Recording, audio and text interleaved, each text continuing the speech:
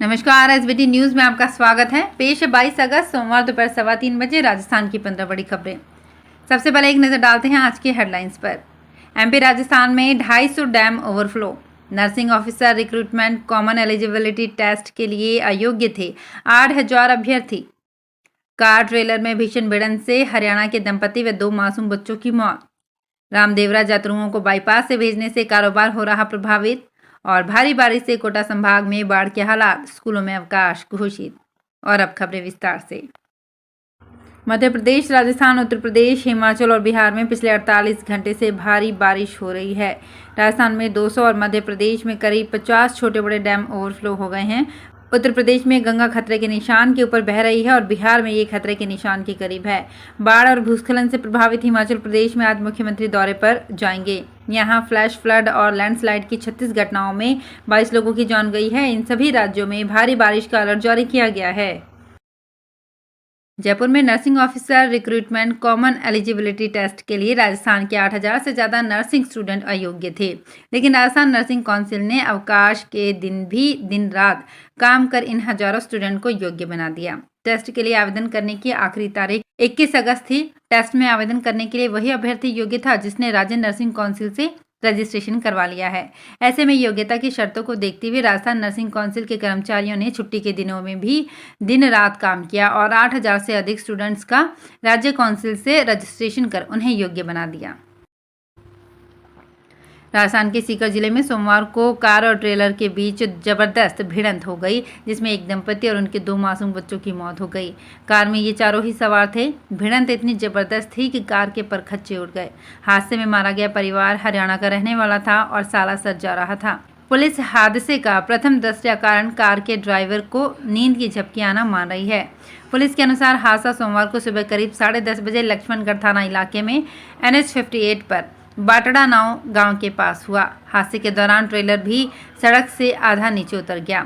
घटना की सूचना पर लक्ष्मणगढ़ पुलिस ने मौके पर पहुंचकर शवों को सालासर के सरकारी अस्पताल में रखवाया। जैसलमेर जिले के पोखरण शहर में पुलिस की ओर से भारी वाहनों को रोकने के लिए की गई व्यवस्था स्थानीय व्यापारियों पर भारी पड़ रही है। यात्रियों को बाईपास से भेजा जा रहा है, लेकिन इसका साइड इफेक्ट इन दिनों सीधा व्यापारियों पर देखने को मिल रहा है। व्यापारियों ने 2 साल बाद आयोजित होने वाले बाबा रामदेव के भादवा मेले को लेकर 1 महीने पहले से ही तैयारियां शुरू कर दी थी।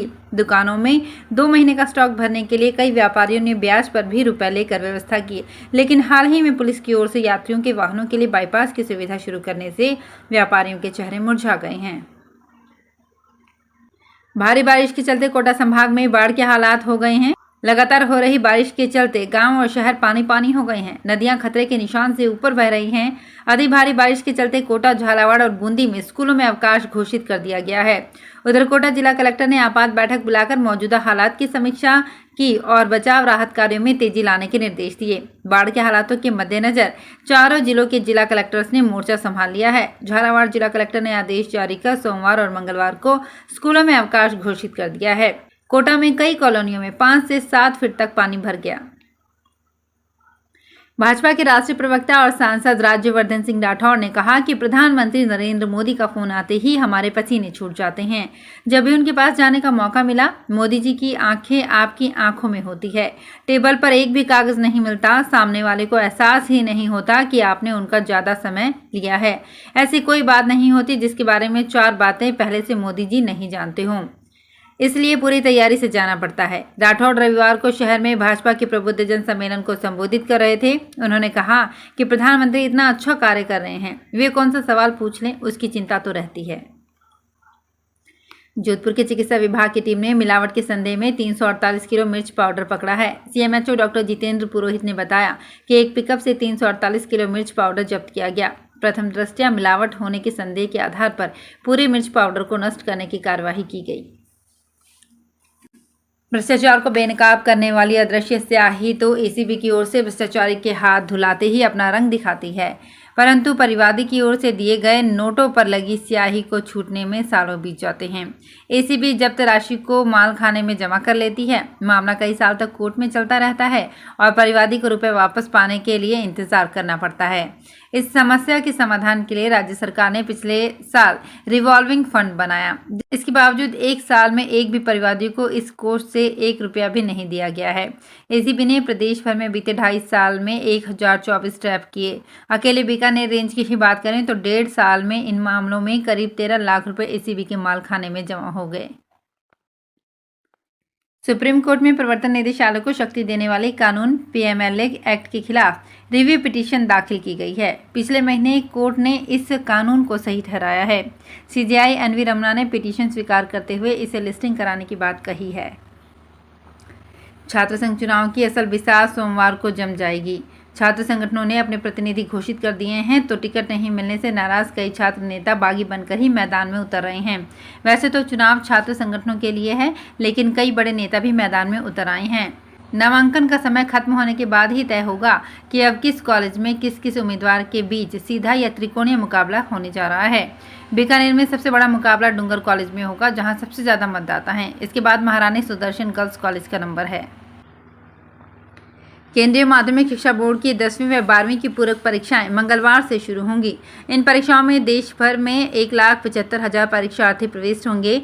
12वीं की 79 विषयों की पूरक परीक्षाएं एक ही दिन में पूरी हो जाएगी, जबकि 10वीं की 1 सप्ताह तक चलेंगी। सीबीएसई ने परीक्षा की तैयारियां पूरी कर ली है। अजमेर रीजन सहित देश भर में कुल 1,75,432 परीक्षार्थी पूरक परीक्षा के लिए पात्र हैं। इनमें से 10वीं के विद्यार्थियों की संख्या 1,07,689 और 12वीं के विद्यार्थियों की संख्या 67,747 है। बीकानेर जिले के नोखा में भी गायों में लंपी वायरस तेजी से फैल रहा है। हजारों गौवंश लंपी वायरस के शिकार हो गए हैं। गायों को इस बीमारी से बचाने के लिए सैकड़ों युवाओं की टीम लगातार इंसानों की तरह गायों की सेवा में जुटी हुई है। गंगा गौशाला में बनाए गए लंपी वार्ड में 650 से अधिक गौवंश एम्बुलेंस से रेस्क्यू किए जा चुके हैं। इसके अलावा गौवंश के लिए 15,000 आयुर्वेदिक लड्डुओं का वितरण किया जा चुका है। गौशाला की ओर से आयुर्वेदिक लड्डुओं का वितरण निरंतर जारी है। कमजोर गौवंश के लिए बाजरे की स्पेशल रोटी की व्यवस्था भी निरंतर की जा रही है। सिरोही जिले के एकमात्र सरकारी मेडिकल कॉलेज में इस साल से ही छात्रों के प्रवेश के लिए आदेश जारी हो गए हैं। इस बार फर्स्ट ईयर में 100 स्टूडेंट एडमिशन ले सकेंगे। वहीं कॉलेज में पढ़ाने के लिए 29 मेडिकल टीचर्स की भी नियुक्ति हो चुकी है। मेडिकल कॉलेज के प्रिंसिपल डॉक्टर ललित कुमार रेगर ने बताया कि केंद्र सरकार की तरफ से जिले के मेडिकल कॉलेज में प्रवेश की अनुमति जारी की जा चुकी है। MBBS फर्स्ट ईयर के लिए 100 स्टूडेंट को प्रवेश दिया जाएगा। प्रिंसिपल ने बताया कि MBBS सेकेंड ईयर और थर्ड ईयर के लिए आने वाले छात्र छात्राओं की पढ़ाई के साथ ही हॉस्टल मेस की सभी तरह की सुविधा जनवरी 2023 तक पूरी हो जाएगी। CEO to BLO अभियान के तहत वोटर आईडी को आधार नंबर से जोड़ने का आंकड़ा सोमवार सुबह 2 करोड़ को पार कर गया। अभियान के 54 दिन में पूरे प्रदेश में 2,06,17,320 आवेदन निर्वाचन विभाग को मिले हैं। मुख्य निर्वाचन अधिकारी प्रवीण गुप्ता ने 2 करोड़ वोटर आईडी को आधार से लिंक करने को विभाग की ऐतिहासिक उपलब्धि बताया है। मुख्य निर्वाचन अधिकारी प्रवीण गुप्ता ने बताया कि 37 विधानसभा क्षेत्रों में 1,30,000 से ज्यादा आधार लिंक कर दिए गए हैं। वहीं 7 विधानसभा क्षेत्रों में यह आंकड़ा 1.5 लाख को पार कर गया है।